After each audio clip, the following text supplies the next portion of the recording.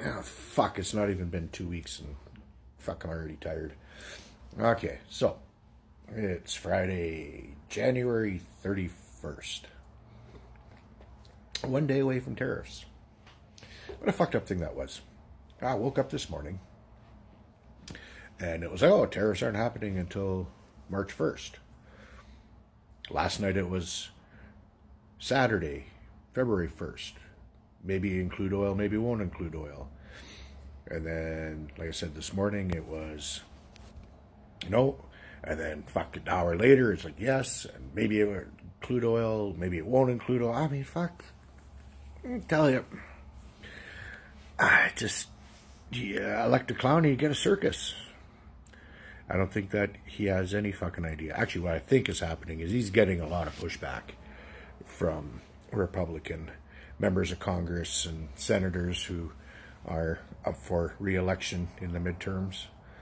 Now, Trump doesn't care anymore, right? But people in the Republican Party, they still care because they want to keep their jobs. So, see what happens. But I don't want to talk about tariffs today. There's something that I want to talk about. And it's the Trump derangement syndrome. I get called that a lot. TDS.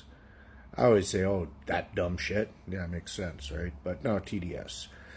And I guess what has made me give pause and think about things is when did it change where critical thinking stopped and questioning our leaders became taboo? All right, you know, I'm Canadian, of course, but even I know the premise of the American Revolution and what started that and what led to the foundations of America being created, right? And taxation without representation and all those things, but also to have an absolute monarch in charge, and you have no say in that person, how they become the king. The decisions they make are absolute. And America wanted to remove those shackles. And here they are, 2025, and they just have the blind loyalty to Trump. You don't dare criticize him. If you do say anything, question anything, ask any questions, you're just throwing, oh, you have Trump derangement syndrome. It's like, no, I personally don't like the guy. I think he's an idiot, and I never liked him as a politician. Even back when 2015, even earlier when he was doing the whole birtherism shit with Obama. Right? I never liked his TV show. I've always seen the man as a grifter. So I mean, but take that all aside, I have not liked every Canadian politician, but sometimes they, do good things, and I will agree with that. But I just don't see any redeeming qualities with Trump. But back to the whole TDS. It just, when you suppress all thought on the leaders, that's the first step onto paths of authoritarianism, right? North Korea, dear leader. The blind loyalty to Stalin, to Hitler, to throughout history, right? And their power hinges on that blind loyalty from the populace. It's a very interesting thing to see, right? And you'd like to think at 2025 and, how smart we are and how much technology we are and everything. We're not really that more enlightened than 500 years ago, right? Still fucking put up with the same shit and have the same leaders, do the same fucking crap, right?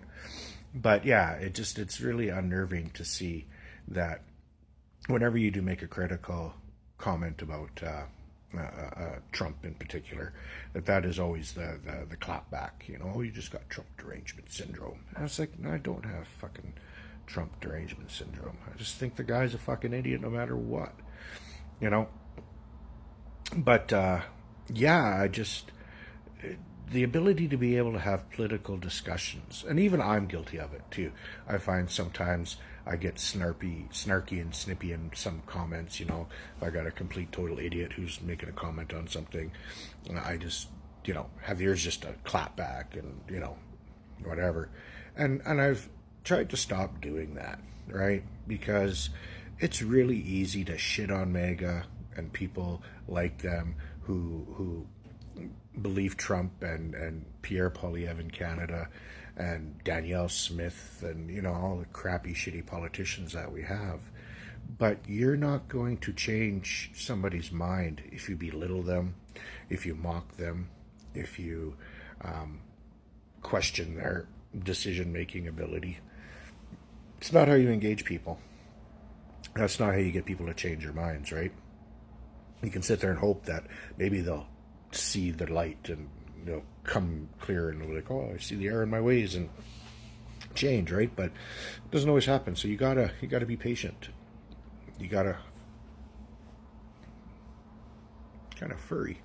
You gotta engage with these people. All right, I see a lot on, you know, threads and other social media that people just, I'm blocking any Americans, or, you know, if you're Canadian, because apparently we have to hate every American. I don't hate every American. I don't hate every American. I hate the indifference and there's a lot of issues, but I don't hate every American, or I don't hate anybody until you give me a reason to dislike you. Then, you know, I will. Unfortunately, a lot of MAGA and a lot of, you know, the idiots out there, it doesn't take long for them to disappoint me. So, you know, but yeah, but, you know, I don't block people. I don't, you can, unless you're, say, some really abhorrent, evil things, then yeah, you know, whatever. But if you're just coming from a point of ignorance or being uninformed, no, I'm not going to block you, because maybe that's my opportunity to teach, to engage, to get somebody to see a different perspective, right? Because this is not something that is going to change quickly, right? In 4 years, Trump's done, and he's retired, and, you know, whatever, if he chooses to give up power. But that's a conversation for another day.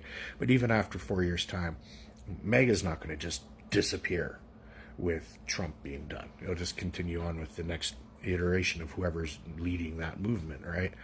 So this is not going to be a quick fix. This is not going to be something that's like, oh, we got this in 4 or 5 years, everything will be better. Like, we're talking decades and decades to right this ship. And it's not just America. It's happening in Canada. It's happening, you know, in Europe. A lot of liberal-leaning democracies have fallen since the pandemic. People were frustrated. Decisions were poorly executed, poorly communicated. I mean, there's a whole gamut of issues that came up because of the pandemic, and things could have been handled way better at so many different ways. But it's in the past. I mean, the only thing we can do is learn from that shit. All right. So yeah, I know. Try not to. For me personally, I try not to block somebody out of engaging with me, as long as it's a respectful conversation and, you know, they're willing to hear, you know, my side and come into it with an open mind.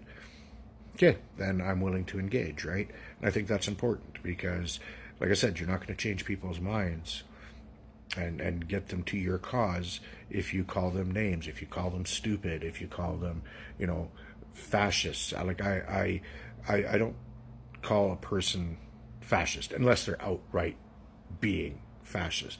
But I will call somebody a fascism apologist, right? Maybe they're not doing it intentionally, they're just misinformed, or they don't know what things mean, right? So, you know, we're in some pretty stressful times, and we got to make sure that we as people remember who we are, right? And make sure that we look out for each other, because it's going to be a rough 4 years.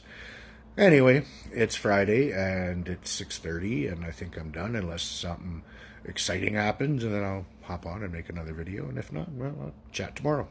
So take care, be safe, and fascism sucks.